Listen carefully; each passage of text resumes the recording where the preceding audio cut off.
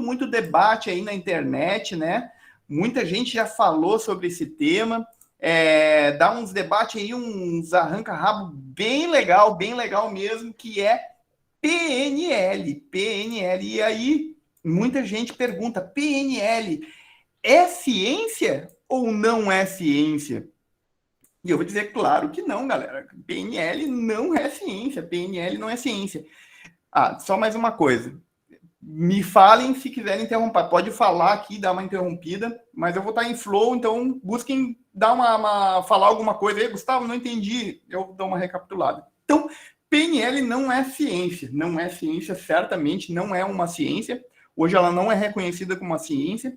E quando nós pegamos a técnica de PNL, né, quando a gente observa, né, as técnicas de PNL, a gente entende que ela não tem ela tem uma origem na observação. E muitas vezes esta observação criam teorias que vão alicerçar essas técnicas. E muitas vezes essas teorias são um tremendo absurdo. O que não significa que tenha muita coisa científica ali, muita coisa poderosa, tá?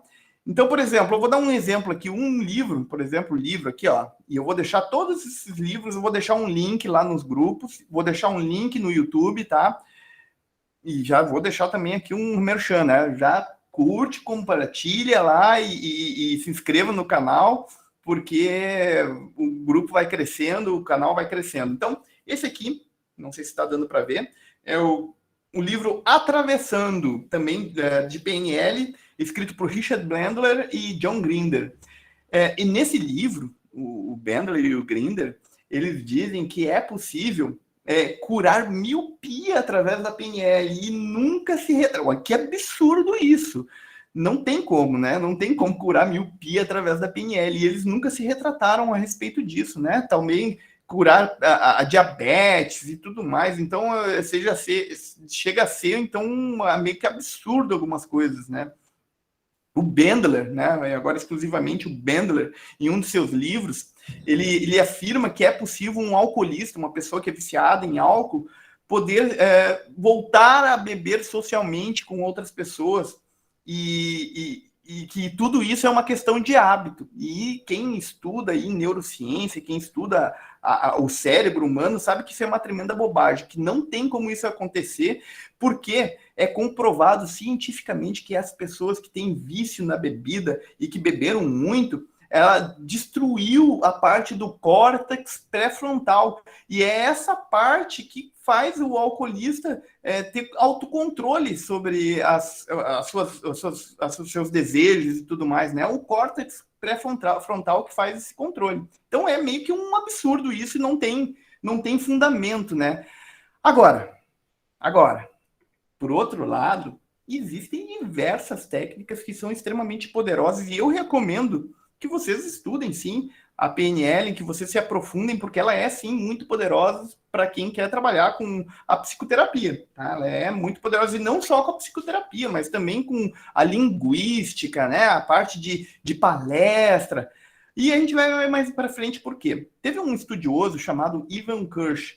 Esse cara é um dos maiores estudiosos do efeito placebo, tá? Aberto, do efeito placebo aberto e da hipnose também. E ele fez uma pesquisa através da técnica de PNL, que é a técnica de cura rápida de fobia, para ver se ela realmente funciona. E aí tem um pessoal que diz que ele estudou isso e ele refutou a técnica, mas não é bem assim, tá, pessoal? Não é bem assim que aconteceu, não é bem essa a história que aconteceu. Ele apenas concluiu que a técnica que a PNL utilizou é uma dessensibilização. E isso é uma técnica antiga e conhecida já da psicoterapia, da psicologia, né? Então, ele não descartou, de forma alguma, essa técnica. Ele só disse que isso já existia. A PNL, muitas vezes, ela é responsável por ter simplificado muitas das técnicas que existem hoje na psicoterapia. Não significa que ela inventou nada novo, não, tá? Até porque a PNL, ela é, como eu disse no início aqui da nossa explanação, ela é uma modelagem, ela partiu através da observação de pessoas que já faziam alguma coisa e eles estruturaram aquilo. Eles estruturaram. E então, concluindo, A PNL tem, sim, muita pseudociência mesmo. Tem muita coisa que é um absurdo. Mas tem muita coisa interessante, sim. Tá? Tem muita coisa interessante. O importante é você estudar, pegar os livros dessas pessoas que escreveram sobre PNL, estudar, entender o que está sendo posto ali. E se vocês têm uma afinidade com as ciências, vocês são conectados de alguma forma com a ciência, vão entender e perceber logo de cara o que funciona e o que não funciona. Perfeito até aqui? Então, é aqui uma breve explanação sobre ciência ou não ciência. Então, muito interessante essa parte. Não é ciência, mas tem muita coisa ali que a psicoterapia utiliza e é comprovado cientificamente, tá? É isso aí. Mas a PNL como um todo hoje não é ciência, é pseudociência, sim, senhor. Mas tem muito poder. Bom, quando teve início? Quando teve início a PNL? Quando foi que começou? Deixa eu tomar minha aguinha. Deixa eu ver aqui. Tem alguma dúvida até então? Vamos abrir aqui um pouco para dúvidas. Alguma dúvida até então? 20 pessoas aqui hoje comigo, show de bola. Alguma dúvida? Sim? Não? Não? Temos psicólogos aqui, né? Não? Top, então. Vamos lá. Tomar meu limãozinho aqui. E seguimos em frente, então. Vamos lá. A PNL, ela teve início na década de 70 e muitas pessoas acreditam que foi Richard Bandler e John Grinder que iniciaram a PNL, mas também não foi assim. E talvez vocês nunca vão saber isso escutando aí nos cursos de PNL que tem aí no mercado, tá? Quem iniciou a PNL foi Frank Pusser e Richard Bandler. Foi esses dois. O Frank, ele trabalhava com jovens adictos e amava a Gestalt terapia. Era um cara que gostava muito da Gestalt terapia, tá? O Bandler era programador de computador e ele também estava trabalhando o quê? O que ele estava fazendo? Ele estava pegando todos os trabalhos do Fritz Perls, o criador da Gestalt terapia, os seminários dele, e estava transcrevendo para, acredito eu, transformar aquilo em livro, mas não pela parte dele, mas pela parte do próprio Fritz, né? Então ele estava transcrevendo aquilo. Então ambos eram extremos conhecedores da Gestalt terapia. Então esses dois criaram grupos de estudos dentro da faculdade onde eles estavam estudando, para identificar qual que era a estrutura que causava a mudança nas pessoas através de um grupo de estudo de Gestalt terapia, bem realmente Gestalt terapia. Então, eles aplicavam tudo aquilo que o Fritz estava ensinando na Gestalt terapia, e nesse grupo de estudo, eles estavam tendo uns ótimos resultados. Então, os dois entenderam que estava faltando alguma coisa, porque eles não estavam sabendo por que eles, realmente, como os caras que estavam guiando aquele grupo, estavam tendo melhores resultados, até mesmo do que as pessoas que eles estavam, os outros integrantes do grupo. Tanto o Frank quanto o Bandler estavam tendo resultados fantásticos, né? Só que os outros não estavam chegando no mesmo nível. E eles, o que será? O que será que estavam entendendo? Eles queriam entender a estrutura. E aí eles perceberam que estava precisando de alguma coisa linguística, a parte da linguística transformacional, que talvez fosse isso o que estava faltando para eles. E foi aí que eles agregaram ao grupo os conhecimentos de linguística de John Grinder. John Grinder era professor do Bandler na faculdade, né? Então eles agregaram mais um integrante ao grupo. E naquela época não se chamava ainda PNL, eles começaram a chamar de Grupo Meta, esse era o nome, né? Grupo Meta. E o Grinder ia ajustar e ajudar eles nessa parte da linguística. Ele era um linguista muito renomado já, e trabalhava na faculdade. Já tinha trabalhado, inclusive, na Guerra Fria e tinha todo um conhecimento aí de linguística transformacional e ajudar eles na parte de linguística transformacional. Bom, tá, e o que aconteceu com o Frank? Que ele saiu do grupo Meta, né? Quando eles foram lá começar as visitas, né, com os terapeutas famosos da época, teve uma treta violenta entre o Bandler. O Bandler, ele era conhecido como um cara muito que envolvia as pessoas e tudo mais. Ele era um cara que muitos amavam, mas também odiavam ele, porque ele é um cara que gostava de impor autoridade, né, e de aparecer realmente. E teve uma treta aí entre o Frank e o Bandler, né? Dizem as más línguas que Bandler teve um caso com a mulher do Frank e começou a escantear ele, né? Principalmente quando eles foram visitar lá os terapeutas, o Frank foi deixado de lado, né? O Bandler começou a furar o olho dele, né? E deixou ele de lado. Então ele se separou do grupo. E aí o que aconteceu? O Frank continuou os estudos dele através do grupo Meta. Eu acredito que ele ficou somente com a Gestalt terapia e tudo mais.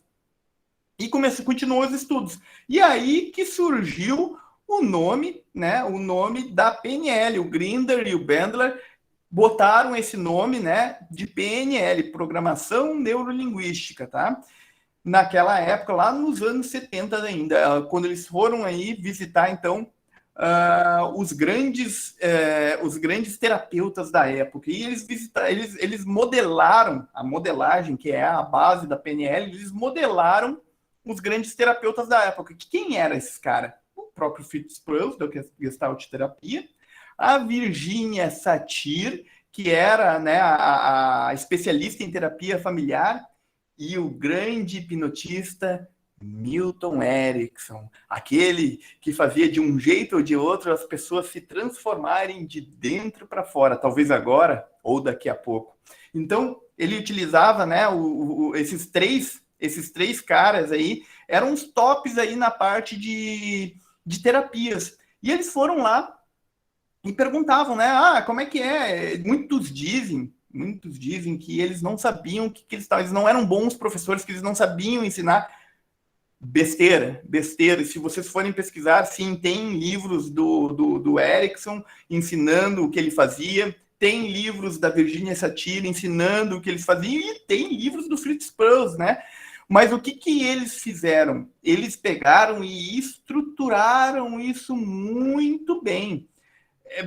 Vou dizer assim, digamos assim que, como é, tu vai lá para tua avó, né? Vai lá na casa da avó e pergunta para eles, como é que tu faz isso? E a avó, eu vou, boto isso, boto aquilo, tá, mas como que é realmente? Como é que é, que ordem? Daí, mais ou menos assim, daí, peraí, vou ver como é que tu faz. E aí eles ficaram, tu fica do lado e a vozinha vai lá e bota farinha, daí você mede quanto de farinha que foi colocado ali. E aí a vozinha bota 3 ovos, para fazer o bolinho dela. Aí a vozinha bota leite. E vocês vão anotando a quantidade, tudo certinho, e a ordem que está sendo feito as coisas. E foi exatamente isso que eles fizeram com esses 3 terapeutas. Colocaram a câmerazinha lá e começaram a ver o que cada um deles estavam fazendo. E aí eles estruturaram tudo isso, deixaram um passo a passo bem direitinho, e depois entregaram os manuscritos para cada um deles, e eles olharam, nossa, puxa, eu faço isso realmente? Nossa, que interessante. E aí o que aconteceu? Até mesmo Milton Erickson, que levava aí em torno de 1 hora nas suas terapias, passou a usar 30 minutos, 15 minutos para resolver o mesmo problema, porque ele entendeu o que fazia, que dava certo e o que não dava certo. E o negócio andou muito mais rápido, né? Então foi muito bem estruturado. Então, a partir dessa modelagem, eles desenvolveram um livro chamado A Estrutura da Magia, tá? Esse aqui sim é um livro acadêmico, tá? Um livro muito bem escrito. No entanto, tem muita coisa errada realmente aqui dentro, mas tem muita coisa poderosa realmente também, tá? Então, como eu falei, não é ciência, mas esse livro, sim, escrito de uma forma bem estruturada, bem feita, e é a modelagem que eles fizeram da Virginia Satir, do Fritz Perls e do próprio Milton Erickson, o grande hipnotista daquela época, do qual eu sou um fã. Vou deixar o link no vídeo do YouTube e depois eu coloco no grupo lá para quem quiser comprar esses livros aqui para estudar depois a PNL. Bom, então esse livro chamado A Estrutura da Magia. Depois, né, eles escreveram um outro livro, eu já falei do Atravessando, né, também. Gustavo, deixa eu só fazer um parênteses rapidinho. Pode falar, querida. É porque, assim, talvez não fica claro para todo mundo, mas, assim, quando ele fazia a transcrição, ele estava atendendo pessoas, não era atendendo entre eles. Não. Os profissionais que ficavam observando e transcrevendo a sessão. Eles botaram filmando lá o Milton Erickson atuando com outras pessoas, não é Isso. entre eles, Aí, não. É é, realmente, é aplicando a técnica realmente em outras pessoas. real, em tempo real, e eles como observador, como a gente na tríade, né? Tem o observador, a coisa está acontecendo, e eles anotando e categorizando. É isso Era aí. só aparência, porque do jeito que você falou, ficou parecendo que era entre eles. E foi uma coisa bem natural, porque justamente ele não sabia o que estava fazendo, ele fazia naturalmente, né? Pela expertise, por tudo, né? Ok, muito obrigado. Muito Obrigada. obrigado aí pela complementação. Depois disso, né, então eles escreveram diversos livros aqui, o Sapos em Príncipes, né, um livro também bem interessante, né, eu vou colocando aqui os livros de PNL, depois teve, deixa eu ver esse aqui, é só do Bandler, deixa eu colocar todos os livros que eu tenho aqui. Esse aqui depois escreveram Ressignificando também, John Grinder e Richard Bandler. Depois eles separaram, Bandler e Grinder se separaram, e escreveram, o Bendler só escreveu esse aqui também, que é Usando a Sua Mente, um livro bem básico, e não básico, mas é um livro que dá toda a parte do Bendler, da PNL, bem interessante também. E aí depois surgiram outros estudiosos, que é o Robert Dilts também, que estudou, que é uma outra geração aí de PNListas também. E aí, o Grinder também treinou uma pessoa que é um dos treinadores mais conhecidos aí do planeta hoje, conhecido como um dos maiores coaches também, que é o Tony Robbins, que aqui ele ensina PNL. Digamos que esse aqui é um practitioner de PNL e esse aqui é um master de PNL, né? O Poder Sem Limites e Gigante, Desperte Seu Gigante Interior. Eu vou deixar os links lá para vocês. Depois também tem o Steve Allen, um cara bom pra caramba aí na parte de persuasão, da parte linguística da PNL, né? Show de bola também esse livro. E tem também o Coaching com PNL, para quem é coach aqui, né? Que é da Andressa Lages, brasileira, e do Joseph O'Connor, tá? Aí é uma terceira geração já de PNListas mais avançada. Então, esses aí são alguns livros que eu recomendo, que eu já li, que eu gostei bastante e que eu acho bem legal, tá? Então, vamos lá. Onde que pode ser usada a PNL? Onde que pode ser usada? Onde quer que exista interação humana, pode ser aplicada a PNL. A PNL pode ser usada para desenvolver e melhorar performance na educação, nas vendas, no marketing, né? Quem gosta de marketing, na palestra, para quem gosta de palestrar também, nos esportes, né? Para quem quer o alta performance nos esportes, eu tenho um colega que é o Lincoln, né? O Lincoln Nunes, quem quiser procura lá, ele aplica muita PNL, muita hipnose também na parte dos atletas de alta performance, do UFC, de jogadores de futebol, então ele é top das galáxias aí nessa área. Na parte de desenvolvimento pessoal como um todo, liderança, e é claro, né, gente? E é claro que é o grupo, principalmente aqui de coachings, né? No coaching também é utilizado, como vocês têm até ali o livro, o exemplo, né? Coaching com PNL.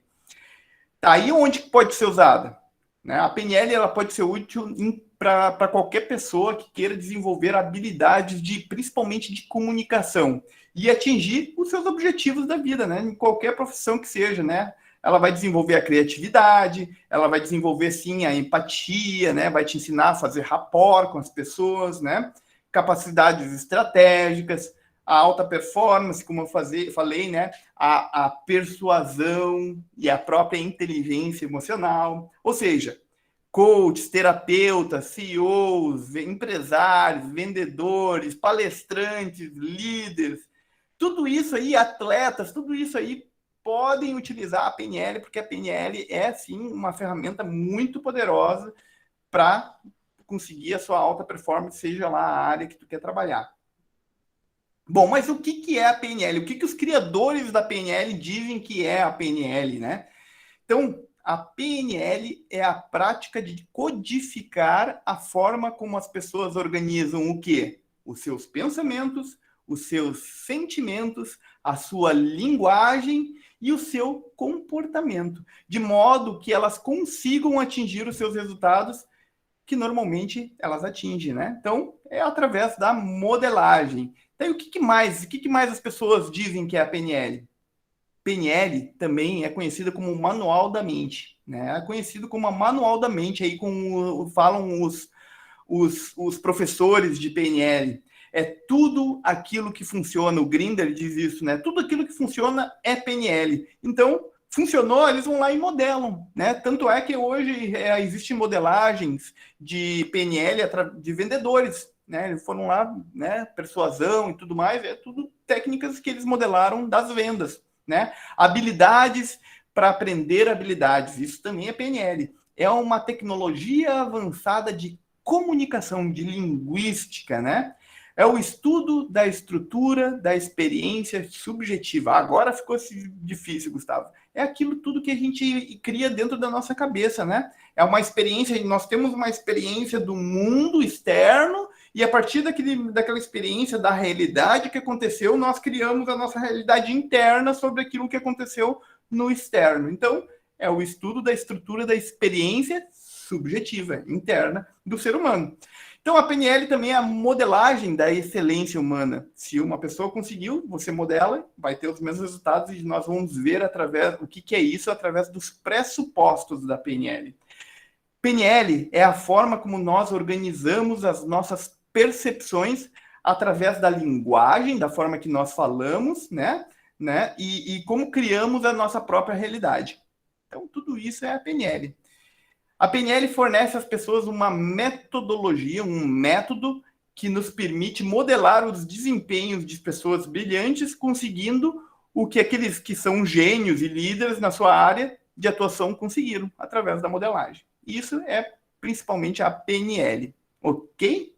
Então, agora vamos entrar nos pressupostos da PNL, que são 21, tá? Eu vou falar eles rapidamente aqui, vou explicar um pouquinho sobre cada um deles, para que fique bem claro o que são esses pressupostos. Os pressupostos, digamos assim, que são regras ou leis que regem a PNL, né? E uma delas é flexibilidade é poder. Ou seja, você conseguir ser flexível, né, com relação às coisas que acontecem, vão te dar poder para que tu consiga se adaptar às coisas. Digamos, a água se adapta ao formato do copo, né, do recipiente onde ela está. Então, você conseguir ser flexível e se adaptar a cada uma das situações é importante. Por exemplo, chega um cliente de vocês que ele tá bravo e tudo mais, né? E você ser flexível com aquilo ali, conseguir talvez espelhar ele, você consiga trazer ele para você, de alguma forma ou de outra. O mapa não é território. Esse é o segundo pressuposto da PNL. E o que significa isso? Significa que nós temos o território, e o território é a realidade, é aquele mundo externo, né? E nós temos o nosso mapa, que é a nossa estrutura subjetiva, é a parte interna nossa. Então, o mapa não é um território, que significa que aquilo que a gente vive não é a realidade, mas a nossa experiência daquilo que a gente viveu. Se acontecer um acidente e eu vi aquele acidente, possivelmente eu vou prestar atenção em algumas coisas e depois o fulaninho da frente vai prestar atenção em outras coisas. E se eu perguntar para ele, ele vai contar uma história para ti e eu vou contar uma outra história completamente diferente. Pode ser, né? Pode ser que contamos histórias muito parecidas, mas podem ser também que vamos contar histórias completamente diferentes. Mas está errado a minha história? Não. Está errada a história dele? Também não. O que acontece é que nós, juntando essas duas histórias, nós conseguimos ter uma noção muito mais clara do território, porque são dois mapas que têm informações diferentes. Isso significa que o mapa não é território. Por isso que é interessante, inclusive, as opiniões, né, de política, de religião, mas muitas vezes são mapas diferentes. Por exemplo, os dois são cristãos, né? Mas um tem um mapa, o outro tem um mapa, e aí começa a ter conflito entre um e outro. Mas no fim, os dois querem a mesma coisa, que seja que amamos o próximo e tudo mais, mas eles começam a se impor o mapa do outro. Por isso que é feio impor o seu mapa a outra pessoa, né? Por isso que não é legal, né? Não é legal essa parte.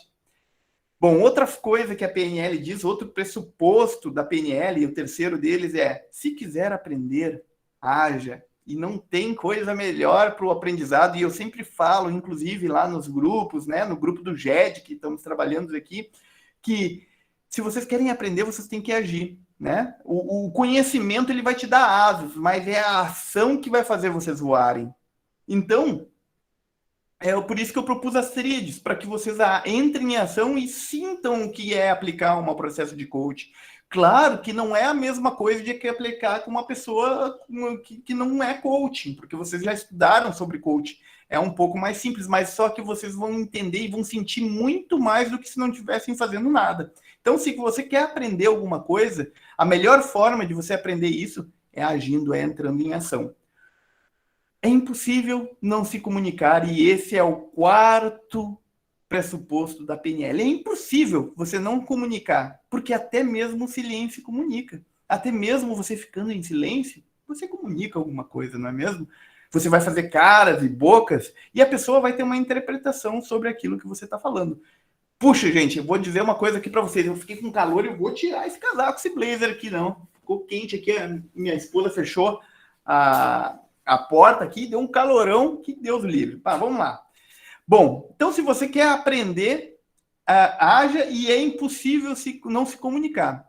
É impossível não se comunicar, porque até mesmo o silêncio comunica. Até mesmo você ficar, se alguém te perguntar alguma coisa e você ficar em silêncio, aquilo quer comunicar alguma coisa. E a pessoa pode entender, nossa, ele tá bravo comigo, ou nossa, que pessoa arrogante, nem me deu bola, né? Então, tá comunicando alguma coisa. Talvez não seja aquilo que você queira comunicar, mas é alguma coisa que está sendo comunicada e aquela pessoa está entendendo.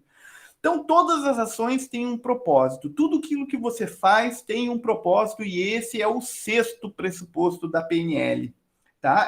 Tudo aquilo que você age tem um propósito. Então, você tem uma ação, é porque você tem um propósito com aquela ação. Não faz nada por simplesmente fazer. Você tem um objetivo. Tem que ter um objetivo. Outra, não existe fracasso. O que existe é feedback.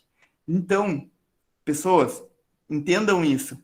Vocês nunca vão fracassar. O que vocês vão ter é um aprendizado a partir daquele fracasso. E unam aquele pressuposto de, se você quer aprender, haja com esse, o que não existe fracasso, o que existe é feedback, que vocês vão subir o nível de vocês de aprendizado. Porque vocês vão lá, entraram em ação e, pimba, deu errado. Vocês não erraram, vocês aprenderam como não fazer. Uma forma de como não fazer. E aí tem um outro pressuposto que diz que se você quer ter novos resultados, faça coisas diferentes. Esse é um outro pressuposto da PNL. Se você quer ter resultados diferentes, haja diferente. Então vamos unir esses três pressupostos. Não existe fracasso, o que existe é feedback. Se você quer resultados diferentes, haja diferente. E se você quer aprender alguma coisa, haja. Esses três juntos é muito, muito, muito poderoso. É extremamente poderoso e vai fazer vocês chegarem num outro nível. Então, entre em ação, não tenham medo de fracassar, porque ele é que vai te ensinar, vai ser o teu maior professor, vai ser o teu maior mestre, ok? Bom, outro pressuposto, e aqui também unindo com esse, é bem legal. Se alguém já fez, você também pode fazer. Se alguém já conseguiu algum resultado, você também pode fazer. E como? Aprendendo com aquela pessoa, modelando aquela pessoa. E aí que tá as mentorias, aí que estão as aulas, né? Procure um mestre, procure um mentor, procure um professor que vai te ensinar, que vai te trilhar o caminho que ele já trilhou nessa jornada, que você vai muito mais rápido, você vai chegar muito mais rápido lá, ok? Então, energia vai aonde está a sua atenção. Olha, esse também é um pressuposto que eu acredito ser super poderoso. Por quê? Porque onde nós focamos a nossa energia, pode ter certeza que aquilo vai crescer, vai se expandir, tanto para o mal quanto para o bem. Então, no que vocês estão focando a atenção de vocês? É no fracasso ou é no sucesso? Aonde que é? Como que está essa balança na vida de vocês? Vocês estão se amargurando, pensando, nossa, que vida braba, esse governo, a pandemia, que horror. O que vocês estão vendo? Vocês estão olhando novelas, notícias de guerras, coisas degradantes, ou estão alimentando o seu corpo com conhecimento, com aulas? O que é que vocês estão dando o foco de vocês? Porque tudo aquilo que vocês vão dar o foco vai crescer e vai se expandir, e é aquilo que vocês vão viver na vida de vocês. Então, essa também é um pressuposto, esse nono pressuposto da PNL. Décimo pressuposto da PNL. As pessoas funcionam perfeitamente. Nossa, Gustavo, as pessoas funcionam perfeitamente, mas e aquelas pessoas que roubam, ela tem uma boa intenção, né? Ela tem os seus erros, mas ela tem uma intenção positiva por trás daquilo. Elas estão funcionando perfeitamente no meio em que elas estão inseridas. A mente e corpo formam um só sistema. A mente e o corpo de vocês, e a mente não é o cérebro, tá? A mente, ela não é o cérebro, a mente é muito além do cérebro. A mente e o corpo formam um só sistema. Tudo aquilo que o corpo sinaliza, né, a postura, a mente vai dizer, olha, esse pessoal está feliz ou esse pessoal está triste. Mas se vocês começarem a pensar coisas ruins, o corpo vai refletir e vai fazer um semblante ruim. Quando vocês estão olhando algo ruim, uma notícia ruim, ou olhando uma novela de alguma coisa triste, a mente está vendo algo triste e o que as suas expressões faciais vão ter? De uma pessoa triste. Né? Por isso que tudo aquilo que nós focamos expande. Então, mente e corpo formam um só sistema. Mente acompanha corpo e corpo me acompanha mente. Sabe a posição do herói? Tipo, tu tá triste, te coloca na posição do herói, fica durante 5 minutos naquela posição que vocês vão começar a se sentir melhor. Então, porque corpo acompanha mente e mente acompanha corpo. Então, este é o 11º pressuposto da PNL. Deixa eu tomar um golinho do meu... A Sâmia, né, diz para a gente se hidratar, né, as nossas pregas vocais. Então, vamos lá. Se quer resultados diferentes, esse eu já falei. Todo comportamento é útil em um determinado contexto. Ah, Gustavo, esse eu não concordo. Todo comportamento é útil em um determinado contexto. Tá aí o pai que bate no filho. Ele é útil em um determinado contexto, ele tem um objetivo, um propósito que qualquer, educar o filho, está querendo educar, mas de uma forma errada, mas é um comportamento útil em um determinado contexto ali, ele acha que aquilo é certo, tá, beleza, né? Então, e o cara que rouba? Pois é, ele tem que alimentar os filhos dele, né? Se for o caso, ele quer, talvez... satisfazer um desejo dele. Então, em um determinado contexto, se tu olhar por um determinado ângulo, ele tem uma justificativa. Para ele tem uma justificativa. Talvez para você não tenha, porque o seu mapa é completamente diferente do dele. Então, todo comportamento é útil em um determinado contexto. Ter uma escolha é melhor do que não ter escolha, e esse não tem nem o que explicar, né? Eu prefiro ter diversas escolhas do que não ter nenhuma, né? Ser obrigado a tomar aquele caminho. Eu prefiro ter opções, e aí não precisa nem ser explicado. A mente inconsciente equilibra a mente consciente. E a gente vai ver um pouquinho mais para frente o que é mente inconsciente, o que é mente consciente. Mas as duas... né? Self 1, Self 2, né? Mente inconsciente, mente consciente. Quem estudou coach aqui, principalmente os coaches do IBC, sabem meio o que eu estou falando aqui, e vamos estudar a estrutura da mente na parte de mente, de mentalidade ali da parte da PNL, tá? Modelar desempenho bem-sucedido leva à excelência. E é aquilo, né? Se alguém já fez, você também pode fazer, e se você modelar exatamente esse desempenho, os passo a passo do que essas pessoas fizeram, você provavelmente também vai chegar lá. As pessoas respondem à sua experiência, não à realidade em si. Bom, é onde se formam as crenças, pessoal. As crenças são formadas através das nossas experiências, e normalmente, principalmente lá nos 7 anos, lá na nossa infância, né? A maioria delas ali por volta dos seus 7 anos, é ali que as crenças começam a ser formadas através daquilo que os nossos papais falam pra gente e através daquilo que nós vivenciamos e causou um impacto na nossa vida.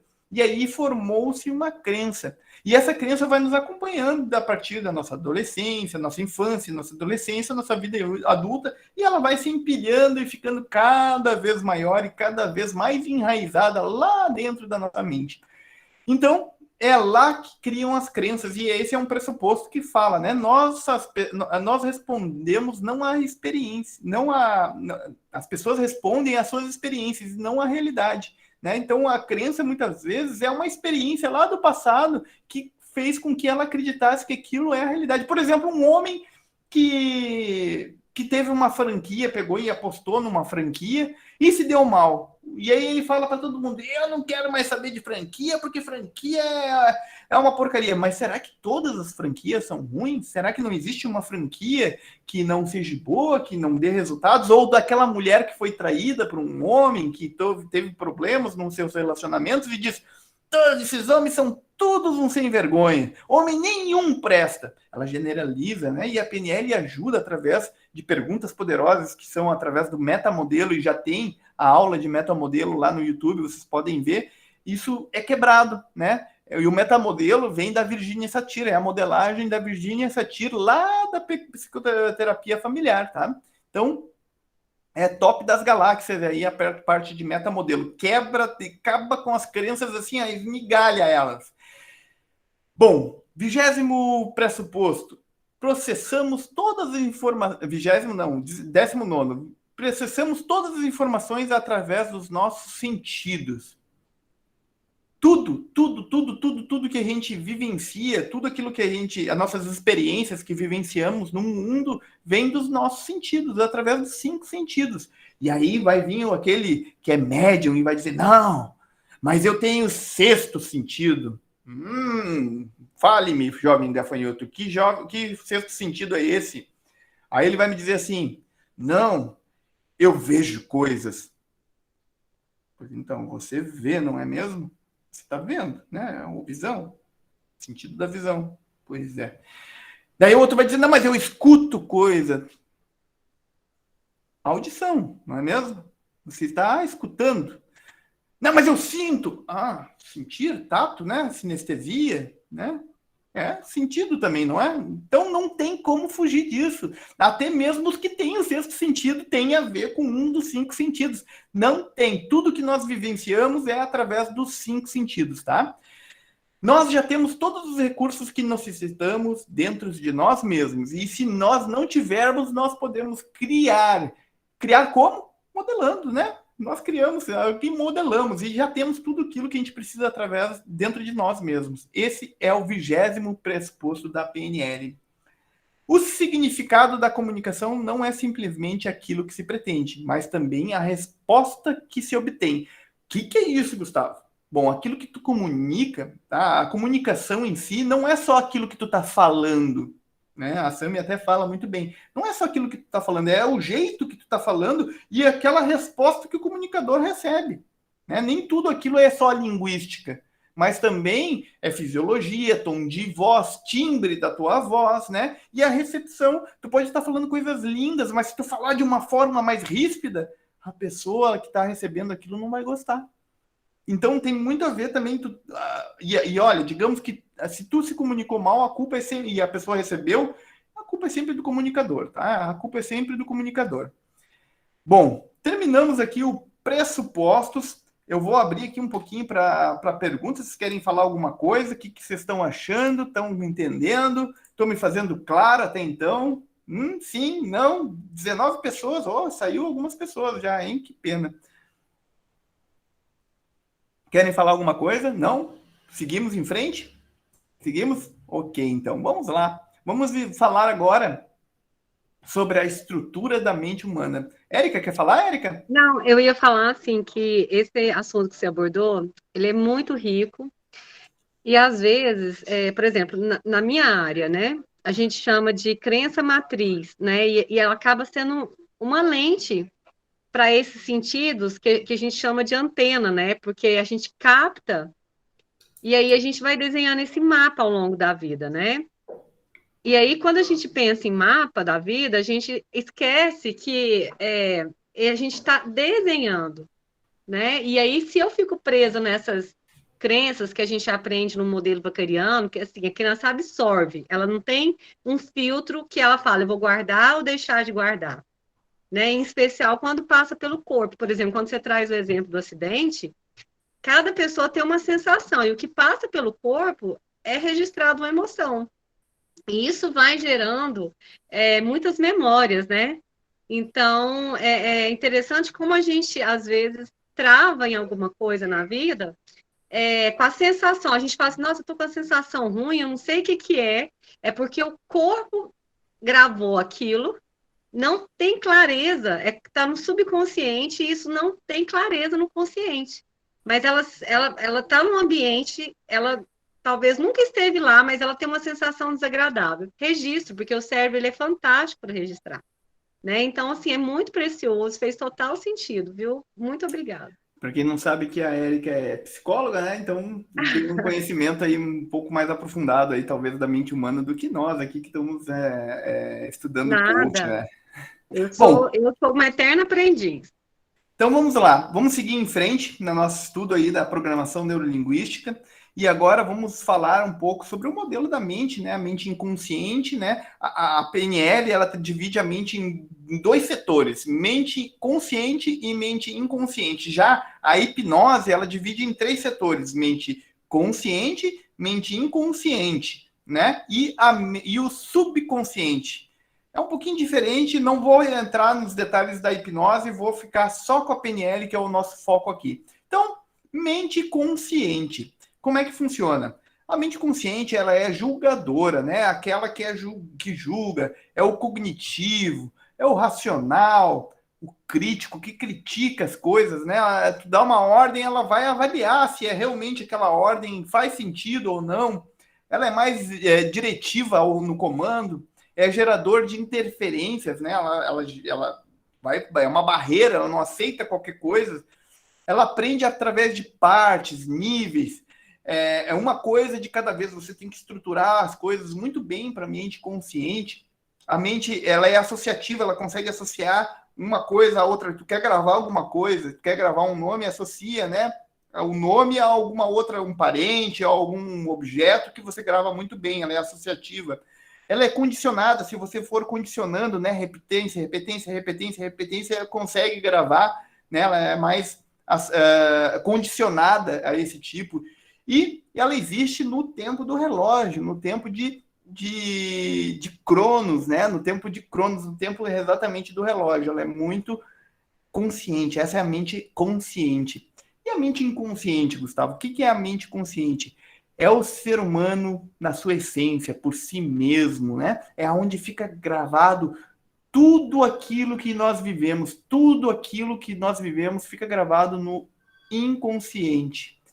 E traz todo o nosso conhecimento desde nosso nascimento, talvez até antes da concepção, lá no útero materno, fica tudo gravado nessa mente inconsciente, né? Por isso que muitas vezes tem gente que faz a regressão ao útero, né? Quem fez aqui o PSC teve o experience, né? Teve talvez uma experiência lá de regressão ao útero, né, que o Zé faz, inclusive, em conjunto, lá em grupo, e eu achei impressionante, inclusive, essa parte. Então, traz contigo todo o teu conhecimento, tudo aquilo que tu viveu. E ela traz consigo todo o potencial que nos foi dado, né, que nos foi fornecido, né, quem acredita também no Criador, todo aquele potencial divino, né. E agora ela tem uma outra coisa muito interessante que na mente inconsciente, ela não é crítica. Ela não tem a capacidade de criticar. Isso é muito, muito legal, inclusive, digamos assim, né? Porque não tendo a capacidade de criticar, se tu consegue driblar a mente consciente que é crítica, que ela não aceita os comandos, e chegar lá na mente inconsciente e falar uma coisinha para ela, ela vai dizer, sim, senhor, comando dado, comando feito. Então, se tu fala lá que chegou lá na mente inconsciente e consegue falar para ela agora, teu nome não é mais esse, agora teu nome é patê de carne. Patê de carne. E aí tu bota a pessoa para conversar, qual é o teu nome? Patê de carne. E a pessoa, né? E fica muito engraçado, esquece os números, aquele negócio que os hipnoterapeutas clássicos gostam de fazer, é porque eles conseguem driblar a mente consciente, ele bota a pessoa num estado que dribla a mente consciente e vai diretamente lá na mente inconsciente da pessoa, e aí vai lá e pimba, né? Consegue mudar nome, esquecer número, e a pessoa fica lá viajando, come cebola achando que é maçã, E é aquela loucura, né? Que para quem já participou aí de eventos de hipnoterapia clássica, de palco, já viu esses efeitos acontecerem. É bem interessante. Bom, rapport. Né? Rapport, eu já falei lá na aula sobre rapport em diversas aulas, inclusive na última aula que eu passei ali na Masterclass sobre palestras, eu falei sobre rapport na parte de pessoas que como que se faz o rapport na plateia, como se faz com o rapport, né? No 1 a 1 ele é um pouco mais simples de ser feito, na plateia é um pouco mais diferente. Quem não viu, vai lá e olha a aula de palestras, que é top das galáxias, né? Então, equiparação. Equiparação é um feedback dado, né, para o cliente utilizando a mesma parte do corpo. Equiparação é exatamente assim. Se a pessoa levanta a mão esquerda, tu vai levantar a mão esquerda. Se ela cruza a perna direita, tu vai cruzar a perna direita. Tá? Então, é fazer o mesmo movimento da pessoa quando tu vai... Mas, claro, né, não vai fazer assim, tipo... Ao mesmo tempo, né? Ela mexeu, né? Tu vai lá e dá um tempinho, né? Faz igual, e isso vai gerar um espelhamento naquela pessoa. O espelhamento é o segundo, tá? Esse é a equiparação. Equiparação, tu mexe a mesma mão. Direita, tu mexe a direita. Agora, se a pessoa mexer a direita e tu mexer a esquerda, tá de frente para ela, e tu mexer a esquerda, isso chama espelhamento, tá? Espelhamento é quando tu mexe o membro ao contrário, tá? Ao contrário. Agora, tem também a equiparação cruzada. E funciona muito bem. Por exemplo, o cliente cruzou as mãos, assim. Tu vai lá e cruza os pés.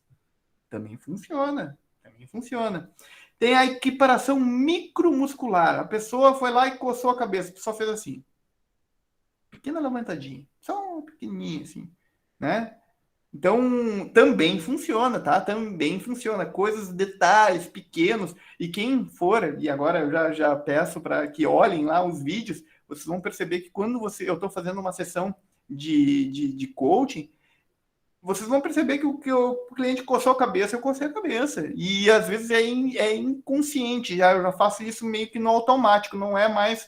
É alguma coisa já inconsciente que eu assimilei, aquilo já ficou assimilado dentro de mim, no meu inconsciente, e eu vou fazendo automaticamente. E tem uma história que está no livro, eu acredito, no Poder Sem Limites, do Tony Robbins, né, que ele conta que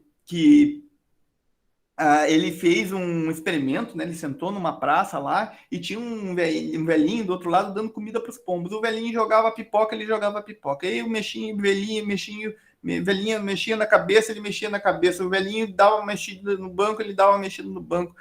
E aí o velhinho se levantou e foi lá conversar com ele e disse: nossa, eu achei você uma pessoa tão interessante, né? Eu queria saber um pouco mais sobre você e tal. Claro que ele achou interessante. Ele estava se vendo no Tony, né? Então, nada mais normal do que nós amarmos a nós mesmos, em primeiro lugar. E ele olhou lá e viu o cara tão parecido com ele, né? De uma certa forma ou de outra, que ele foi lá e falou, quis conversar com ele, conhecer um pouco mais sobre o Tony. E funciona muito bem. Gente, eu já fiz isso diversas vezes, em várias situações, né? De grupos e em ambientes que não tinha nada a ver com coaching, ambientes que tinha tipo um bar e tudo mais, e funciona, gente. É incrível como funciona. A pessoa tomava um choppzinho, a pessoa mexia no cabelo, e quando vê, chegava um bilhetinho. Funciona, gente, funciona muito mesmo, né? Gustavo, Pode e isso falar. tem a ver também com sim, em grupos menores, mais próximos, com a questão dos neurônios, espelhos, porque a ciência já aponta isso que a gente tem, né, no coração. E aí a gente tende a bocejar, quando a pessoa boceja, a gente tem, naturalmente, nada consciente ou intencional, mas a gente acaba repetindo por essa condição do corpo mesmo, né, desse equipamento que a gente tem naturalmente, né? Sim, é isso aí, exatamente. É exatamente isso. Bom, como mais dá para fazer rapport? Bom, é fisiologia, né? A pessoa tá triste, faz uma cara de triste, né? Cara de feliz, né? Gestos, né? Gestos, expressões faciais, piscar de olhos, né? Outra forma de fazer rapport. Respiração. Respiração, gente. Você cadenciar na mesma respiração da pessoa, É incrível que às vezes tu consegue até sentir o que a pessoa sente, assim, né? De ter um sentimento a respeito, né? Então, movimento de posição de pernas é incrível que em palestra dá para ver isso bem direitinho. Quando tu tá dando uma palestra, você pode ver que a pessoa tá sentada com a perna cruzada, tu vai olhar para do lado, tá com a mesma perna cruzada, a do lado também, a do outro também, e aquela galera tá tudo cruzando para o mesmo lado. E quando descruza, um cruza para o outro lado, depois todas estão cruzando para o outro lado também. Incrível! É incrível. Então, também funciona. Palavras. Então, as palavras, principalmente, a gente vai ver aqui depois o sistema VAC, né? Visual, auditivo, sinestésico, as palavras, principalmente para os auditivos, você utilizar as mesmas palavras, os mesmos predicados, né? Palavras-chave, experiências comuns, né? Por isso que os vendedores gostam muito. Qual é o teu time? Eu tô no mesmo time, isso vai causar rapport. A tatuagem também tenho. Como é doeu, não doeu? Para mim doeu, para mim também, entende? Então, também tem a ver. Tonalidade de voz, né? Tom de voz, tempo, velocidade da tua voz, o timbre da tua voz, a intensidade do som, o volume da tua voz, isso tudo gera rapport, né? Tudo isso gera rapport.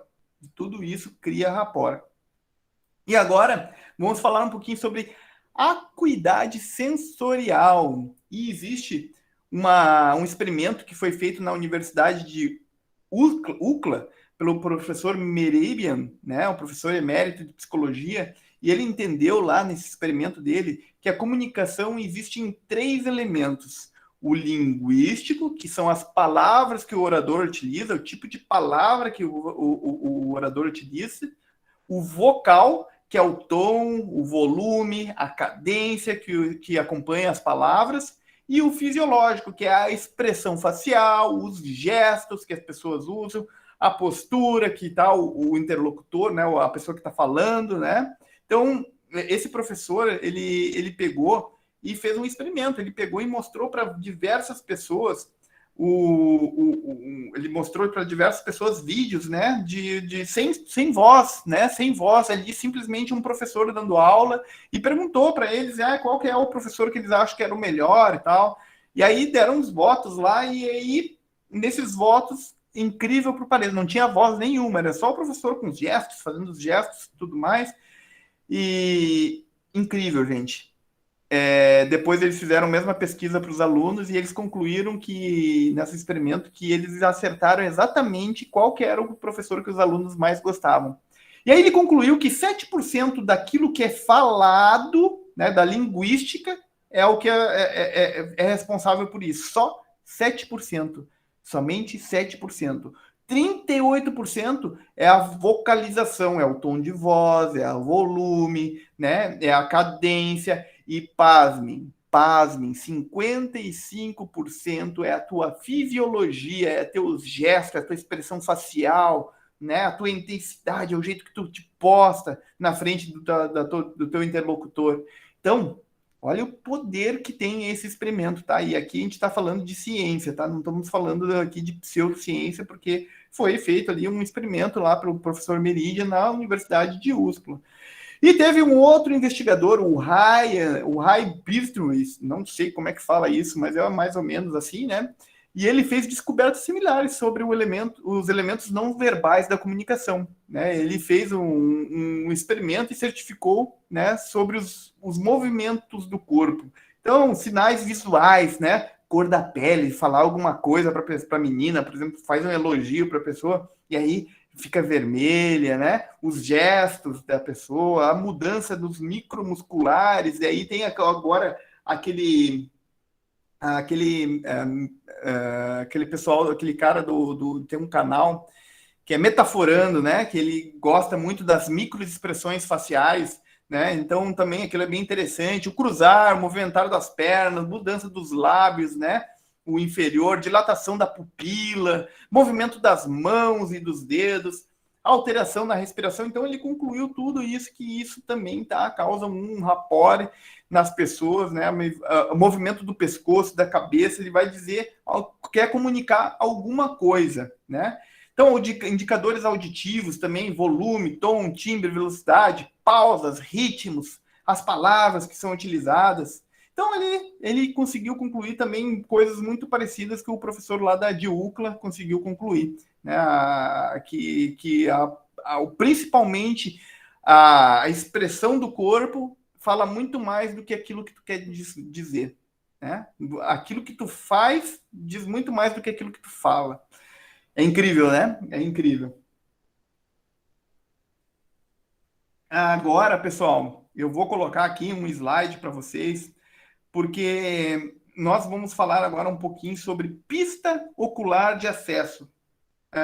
Nós aprendemos no PSC, lá tem sobre isso, fala sobre isso, sobre as pistas oculares de acesso, tá? O que é isso, Gustavo?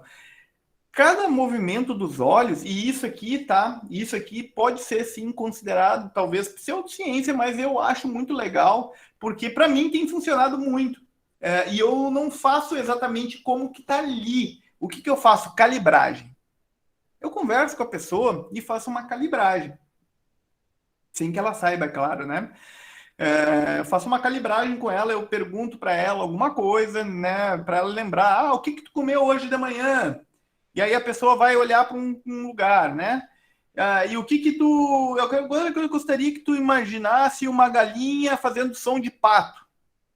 Aí ela, né? Ela vai olhar para outro lugar. E aí eu calibrei. Uma ela está criando alguma coisa e outra ela está lembrando de alguma coisa.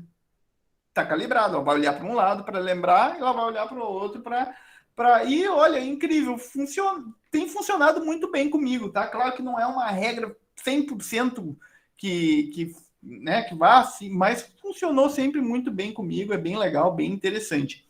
Testem e se fizer sentido para vocês, apliquem, né? Apliquem, porque o bom de tudo é testar e ver se faz sentido.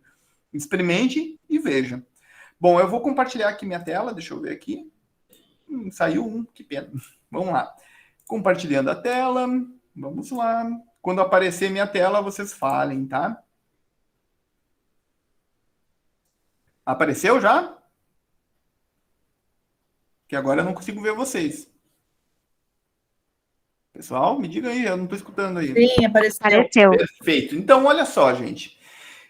Direita e esquerda, tá? Talvez apareça espelhado aí para vocês, mas direita e esquerda. Quando a pessoa olha para cima e para a direita, é o visual construído, tá? Isso como base, mas eu gosto daquela calibração que nem eu falei para vocês, tá? É o visual construído, são imagens que ele está criando. Ele está criando. E quando ele olha para a esquerda, ele está recordando. Então, provavelmente, se for uma mentira, vai ser um visual construído. Se ele olha para a esquerda, né, ele está lembrando de alguma coisa. Depois, se ele olha para a altura das orelhas, para cima, visual, está criando imagens. Se ele olha para as orelhas, aqui na altura das orelhas, é o quê? Auditivo. Ele está lembrando de sons ou ele está criando sons, tá? Lembrando de som ou criando sons. E olhando para baixo, tá? Olhando para baixo, é o quê? Ele está sentindo sensações internas. Ele é o sentimento, é aí a questão do sinestésico. Ele está sentindo coisas.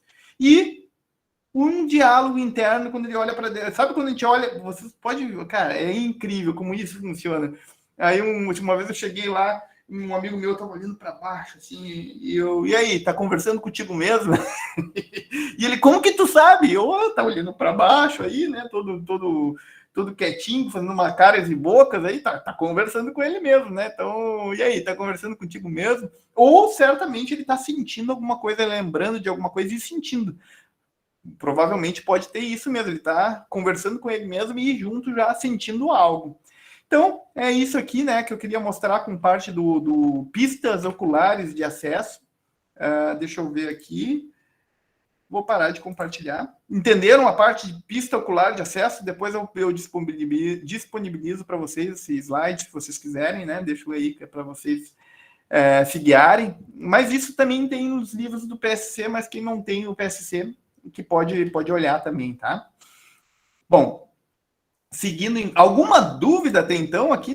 Tô sendo claro nas explicações aqui? Não? Ok, então vamos seguir. Ok, vamos lá. Sistemas representacionais. Então, os visuais, né? O visual, quando o modo visual está ativo, as pessoas mapeiam, né? Predominantemente, porque assim, o que acontece? Sistemas representacionais é aquele visual, auditivo e sinestésico. Nós temos o nosso sistema representacional predileto, tá? Predileto. Tem pessoas que são mais visuais, tem pessoas que são mais auditivas e tem pessoas que são mais sinestésicas. Os visuais, eles gostam de ver o mundo através de imagens. E aí, é aquilo que eu falei numa palestra. Quando vocês vão dar uma palestra, vocês têm que atender os visuais, vocês têm que fazer slides, né, com imagens, né, vídeos, né, gesticular mais. Eles gostam e eles falam mais rapidamente. Eles gostam de falar mais rapidamente. A fala deles é mais rápida. Por que eles falam mais rápido? Porque na mente deles está passando um monte de imagens. E eles têm que seguir aquelas imagens, eles têm que falar na mesma velocidade, senão não dá tempo. Então, senão vai passar e ele nem vai lembrar mais. Então, ele fala bem rapidinho, né? Ele é o ligeirinho na hora de falar. E, às vezes, os auditivos, e principalmente os sinestésicos, que são bem lentinhos, eles sofrem para acompanhar os visuais, né?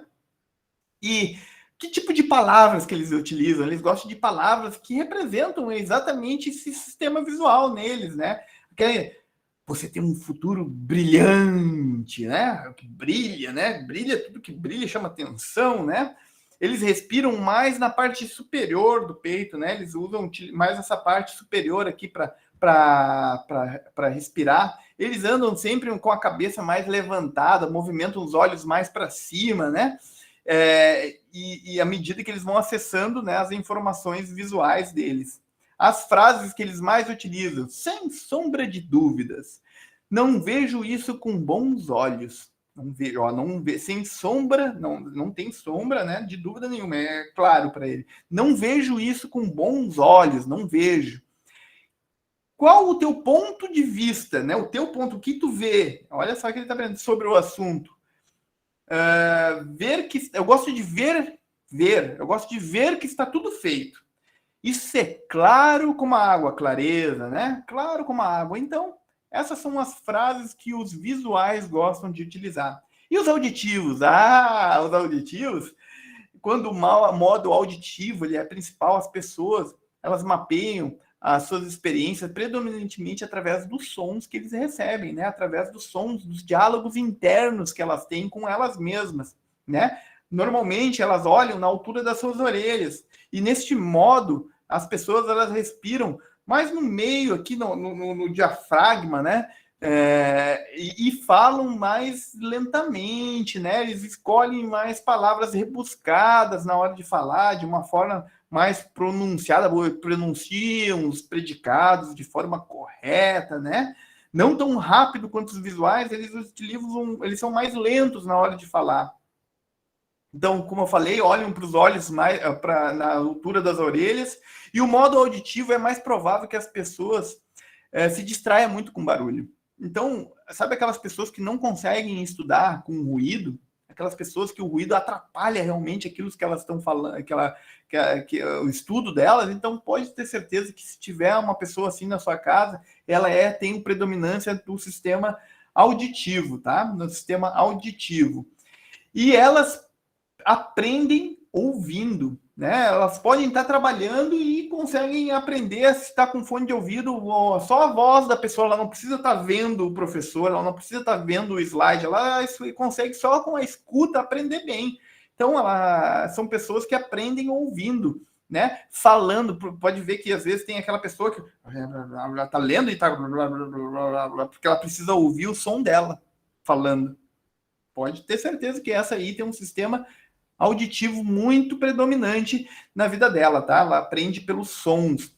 Uma pessoa que processa muito o auditivo, essa parte auditiva, ela gosta de receber feedbacks oralmente. Elas gostam de ouvir tu falar que ela é bonita, né? Que tu gosta dela. Então, falem para eles. Se eles gostam de receber esse feedback, por que não tu não dar isso para essa pessoa, né? Então, ela gosta de falar sobre os mesmos assuntos várias vezes. Elas contam sempre a mesma história. Eu acho que eu sou auditivo, gente. Eu estou pensando aqui agora comigo, eu estou vendo que eu sou auditivo mesmo. Então, elas contam os assuntos várias vezes. E eu também sou assim, conto os assuntos várias vezes, né? Elas lembram de instruções dadas verbalmente com muita facilidade. Se tu deu uma instrução verbal para aquela pessoa, ela vai se lembrar com muita facilidade. Elas também são sensíveis ao tom de voz e aos conjuntos de palavras usadas pelas outras pessoas, tá? Se tu fala mais alto com esse tipo de pessoa, mais ríspida com esse tipo de pessoa, ela vai entender aquilo como, mesmo que tu tá falando palavras lindas, mas de forma mais ríspida, ela não vai gostar muito daquilo não, ela vai entender outra coisa daquilo que tu tá comunicando. E quais são as frases, né, que essas pessoas gostam? Você pode descrever isso, falar isso com detalhes? Ouvi falar muito bem sobre isso. Mas isso aí é conversa fiada, deixa pra lá. Segura a tua língua, rapaz. Então, isso aí são palavras. Eu gosto de ouvir as coisas em alto e bom tom. Poder da palavra ou palavra tá na ponta da língua. Eu perdi, não lembro. Nossa, tá aqui na ponta da língua, não consigo. É auditivo, tá? Isso é inédito, absolutamente inédito. Então, são palavras mais rebuscadas, então eles gostam mais desse tipo de palavras.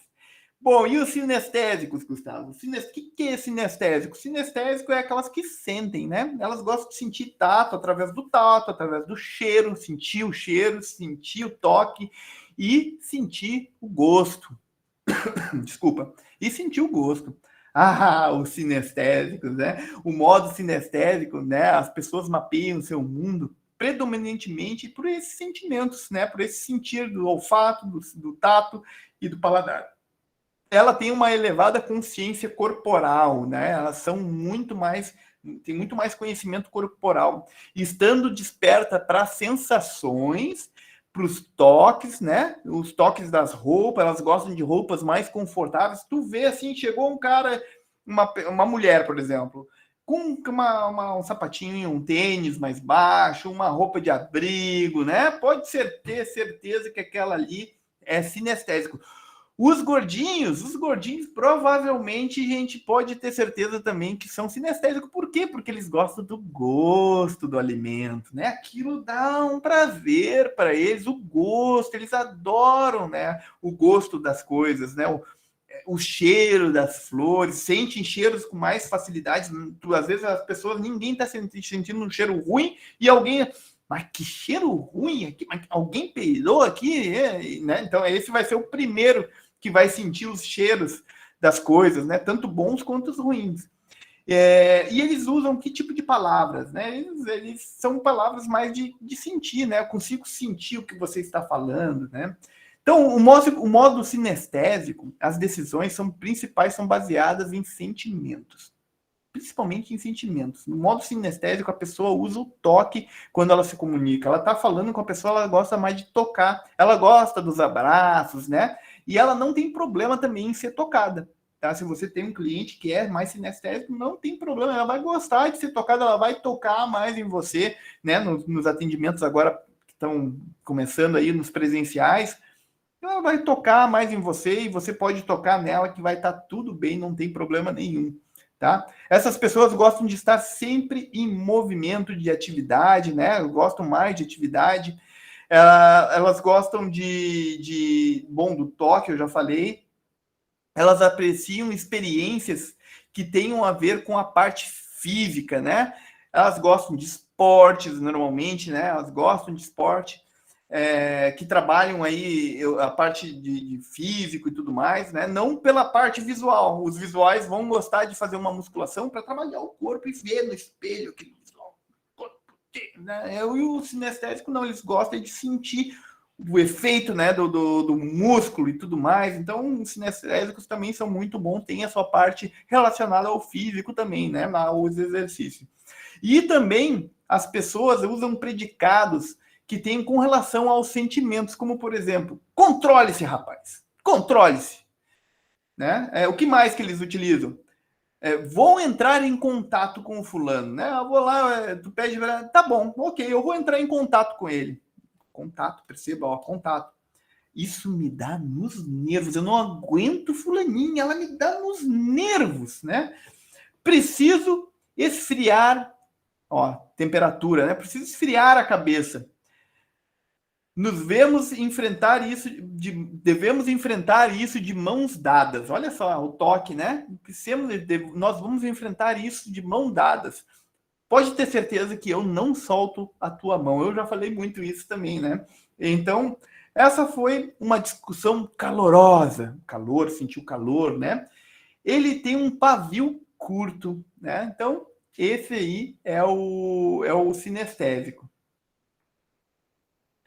Então, submodalidades. Agora nós entendemos as modalidades, que são os visuais, os auditivos e os sinestésicos, né? Essas são as modalidades, tá? Onde as pessoas, sistema VAC, onde as pessoas experimentam o seu mundo.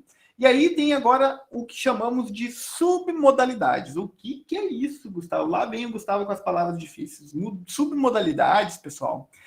Submodalidades é as variações que tem em cada uma das modalidades. As variações. Por exemplo, os visuais, tá? O que são as submodalidades dos visuais? Por exemplo, quando ele fecha o olho e começa a imaginar, tu pergunta onde que está essa imagem? Ela está no canto superior, no canto inferior, né? O tamanho dessa imagem é grande, ela é pequena, ela é preto e branco, ela é colorida, ela é brilhante ou mais escura, né? Ela é associada ou dissociada. Associada é quando a pessoa imagina essa imagem na primeira pessoa, ela está dentro do corpo e está associada. Quando ela está dissociada, é quando ela olha como um observador, né?